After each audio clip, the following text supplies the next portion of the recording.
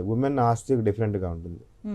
Women ఆస్తి ఏంటంటే for example తండ్రి దగ్గర నుంచి కానీ తల్లిదండ్రుల దగ్గర నుంచి కానీ ఒక ప్రాపర్టీ వచ్చినట్టు ఉమెన్కి, ఒకవేళ ఆమెకి పిల్లలు లేరు అనుకోండి, ఆటోమేటిక్గా ఆ ప్రాపర్టీ మళ్ళీ తల్లిదండ్రిగా వెళ్ళిపోతుంది అనమాట.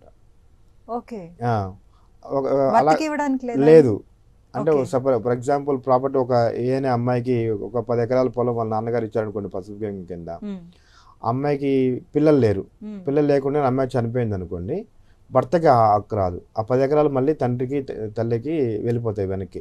తల్లిదండ్రులు లేరు అనుకోండి, వాళ్ళ బాబాయిలకి క్లాస్ 2 హెయిర్స్ అట్లా పోతుంది అనమాట. అంటే తండ్రి యొక్క వారసులకి పోతుంది అనమాట. పిల్లలు ఉన్నారనుకోండి, పిల్లలకి భర్తకి వస్తుంది. ఒకవేళ ఆవిడ బతికుండగానే ఆమె ఇష్టపూర్వకంగా భర్తకి రాసుకోవచ్చు. అలా రాసుకోవచ్చు. దానివల్ల ఏమీ రాయకుండా చనిపోయినప్పుడు మాత్రమే భర్త కాకుండా ఆమె బతుకున్నంత వరకు ఆమె సంపూర్ణ హక్కుదారు ఆ ప్రాపర్టీ మీద. ఆమె చనిపోయేంత వరకు ఆ ప్రాపర్టీ మీద సంపూర్ణ హక్కు ఉంటుంది. ఆమె చనిపోతేనే వారసత్వ హక్కు లాంటివంటివి వస్తాయి. అది ఉమెన్కి ఇదిగా ఉంటుంది అనమాట. అయితే మనకి ముస్లిం ప్రాపర్టీకి వచ్చేటప్పటికి వాళ్ళకి షియాల ప్రకారంగా డిఫరెంట్ ప్రాపర్టీ ఫిక్స్ అయి ఉంటాయి వాళ్ళకి ఆల్రెడీ. ఫర్ ఎగ్జాంపుల్ ఆయన సెల్ఫ్ ఎకర్డ్ ప్రాపర్టీ అయినా మొత్తం ప్రాపర్టీ ఆయన గిఫ్ట్ ఇవ్వడం లేదు, మొత్తం 1/3 మాత్రమే అతను గిఫ్ట్ ఇవ్వాలన్నమాట ముస్లిమ్స్కి వచ్చేటప్పటికి.